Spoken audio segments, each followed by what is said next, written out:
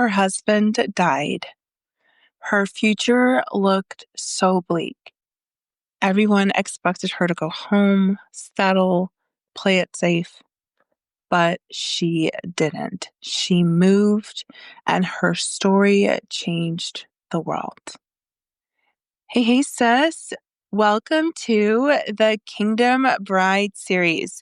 This is a collection of stories about the bold, feminine, strategic women in Scripture whose decisions shaped history and changed their lives forever.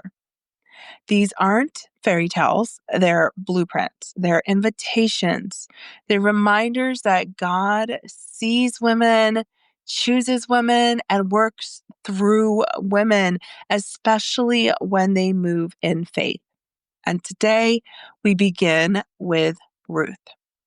Before we talk about what she did, let's pause and remember who Ruth was. Ruth's story is found in the book of Ruth, just 4 chapters long, tucked in the Old Testament between Judges and 1 Samuel. But its impact is timeless. Ruth was a Moabite, a woman from a nation historically at odds with Israel. She did not grow up with Hebrew scripture or Jewish tradition. She was literally an outsider. And after marrying into an Israelite family, she tragically became a widow.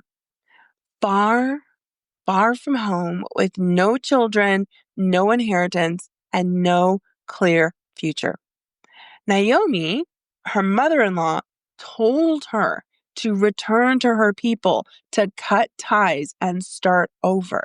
But Ruth refused. And instead, she delivered one of the boldest, most prophetic lines in the Bible. Where you go, I will go. Your people will be my people. Your God will be my God. Ruth 1:16.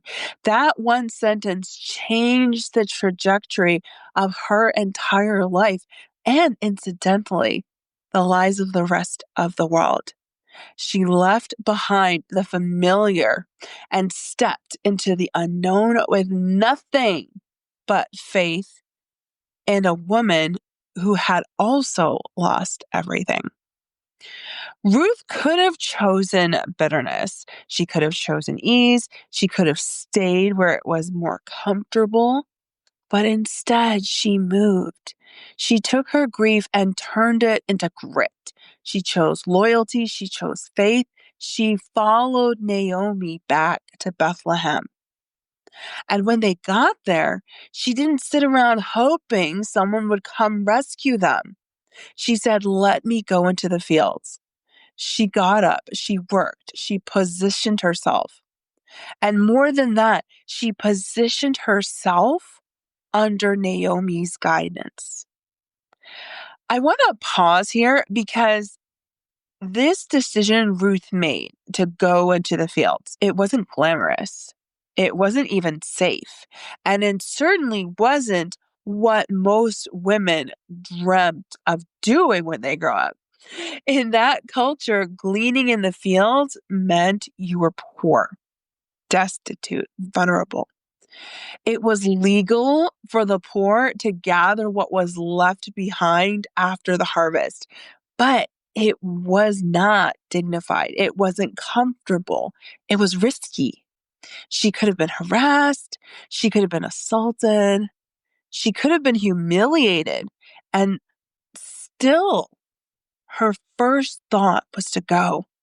She wasn't too proud to be seen in poverty, and she wasn't too proud to be seen in need. For some of you listening, that's exactly what extended singleness has felt like. You're not financially poor, but emotionally, you're running on fumes. You feel depleted, forgotten, sometimes even passed over. You've done the strong woman thing. You've built the resume. You've served at church. You've supported everyone else's wedding and baby shower. and housewarming party. And still, you feel sometimes empty-handed. And maybe like Ruth, you feel like you're picking up scraps, like you're out in the field emotionally, spiritually, relationally, hoping something good is left behind for you. If you're there today, I want you to know I've been there. I know that feeling. And I want to say gently and prophetically, God sees you there. The field you're in is not a punishment, it's a setup. The field is where Ruth was seen. It's where favor found her. It's where her future started to shift. And yours will too. Ruth didn't just go alone. She trusted Naomi's wisdom to lead her into the very field where favor could find her. Boaz noticed Ruth because she carried herself with grace, even in a desperate place, even in the field. And he responded with favor, not because she was impressive, but because she was faithful. Don't miss this next part. Boaz was not just any man. He was wealthy. He was respected. He was a landowner, a man of means, maturity, influence. Ruth 2:1 says, now Naomi had a relative on her husband's side, a man of standing from the clan of Elimelech, whose name was Boaz. That phrase, a man of standing, literally means a mighty man of wealth. Boaz had resources. He had land. He had employees. He had authority in the community. He was the kind of man women notice, the kind of man women respect. And he noticed Ruth, not for her beauty, not for her youth. He saw her faith, her story, her quiet loyalty, and her strength. And if you've ever talked yourself down, if you've ever said, men like that don't choose women like me because of your age, because of your weight, because of your race, because of your story, hear me. The man of standing chose the woman of faith. God didn't match Ruth with someone average. He matched her with someone abundant. So don't you dare disqualify yourself from the very thing God is trying to give you. Our God isn't just faithful. He's extravagant when he writes love stories. And notice also too that Ruth's favor came through her willingness to follow Naomi's direction. That guidance positioned her in front of Boaz, and Boaz couldn't look away. It was hot, the kind of heat that bakes your skin and clings to your clothes. The harvesters were busy, men sweating, shouting, stacking grain under the weight of the Middle Eastern sun. And in the middle of all that noise was Ruth, dust on her sandals, sweat on her brow, edging quietly along the outskirts of the field, gathering what was left behind. She didn't belong to anyone. She didn't own anything. She was poor, foreign, unknown. And yet Boaz saw her. Scripture tells us Boaz arrived that day from Bethlehem and said to his harvesters, the Lord be with you. And as he looked over the field, he asked one simple question. Whose young woman is this? It wasn't a line. It wasn't casual interest. It was genuine attention. He noticed her because she stood out, not in flashy clothes or flirtatious glances, but in her quiet dignity, her work ethic, her kindness to Naomi, her courage to show up. despite everything. Boaz's foreman replied, "She is the young Moabite woman who returned with Naomi from Moab." And just like that, Ruth's reputation preceded her. Not her beauty, not her body, not her background, her character. Boaz walked over and spoke directly to her. "Stay in my field. I've told the men not to lay a hand on you. And wherever you are thirsty, go and get a drink from the jars the men have filled." Protection, provision, preference, and Ruth, overwhelmed, fell on her face and said, "Why have I found favor in your eyes that you should take notice of me, a foreigner?" And listen to what Boaz said. "I've been told all about what you have done for your mother-in-law, how you left your father and mother and your homeland and came to live with a people you did not know before. May the Lord repay you for what you have done." He doesn't say, "You're the most beautiful woman I've ever seen." He says, "I see you. I know your story, and I honor your sacrifice." That's what godly pursuit looks like. Godly pursuit that was inspired by Ruth. Boaz noticed her because she carried herself with grace, even in a desperate place, and he responded with favor, not because she was impressive, but because she was faithful. And she arrived home with so much abundant sustenance that Naomi had to inquire what happened that day in the field. And when Naomi saw what God was doing, she gave Ruth very clear instructions. Wash, put on your best clothes, go down to the threshing floor, but don't let him know you're there until he has finished eating and drinking. Then go and uncover his feet and lie down. He will tell you what to do. Now, let's pause right here, because this moment, it wasn't what we think of as romantic. It also wasn't sexual or seductive. Lying at a man's feet in that culture was a symbolic act of submission and petition. It was a way of saying, "You have the power to redeem me. I am asking you to cover me." In ancient Israel, the phrase, "spread your garment over me," was a request for marriage, not a casual flirtation. It meant, "Take me under your wing, redeem me, choose me." So when Ruth uncovered Boaz's feet and lay down, she wasn't being passive.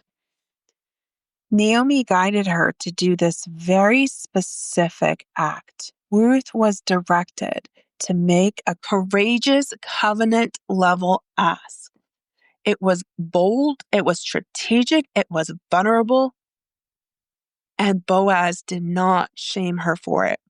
He blessed her. He said, "The Lord bless you, my daughter. You have not run after the younger men, whether rich or poor, and now don't be afraid. I will do all you ask." He recognized the honor and humility in her act. He saw her intention not to manipulate him, but to align herself with God's redemptive plan. And he responded with covering, with protection, with pursuit. "This man will not rest until the matter is settled," is what Naomi later said. Ruth made her desire known, and Boaz met her with action. And here's what's so often missed. Throughout this entire story, Ruth inspired a high caliber man to pursue and to commit. She didn't chase him. She didn't pressure him. She communicated in a language a man understands: honor, clarity, respect, security. And she didn't do it alone. She listened to Naomi, a mentor, a guide, and her obedience opened the door to a divine outcome. Boaz was moved. His words weren't cold or transactional. They were tender and urgent and deeply stirred. Ruth had reached his heart, and he was now hers. Ruth's courage wasn't random. It was mentored. She listened, she obeyed, she trusted Naomi's wisdom. And because she did, she unlocked Boaz's pursuit and commitment. That's the power of guided strategy and love. That moment could have gone very differently. Ruth could have said, "This is too much." She could have let her fear win. She could have said, "What if he doesn't return my request?" But she didn't. She took action. She followed guidance. She let herself be led.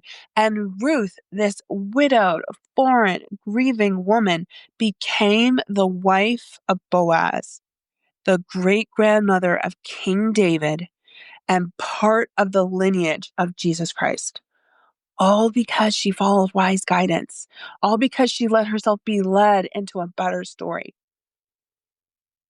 If you've had hard times, take your power back.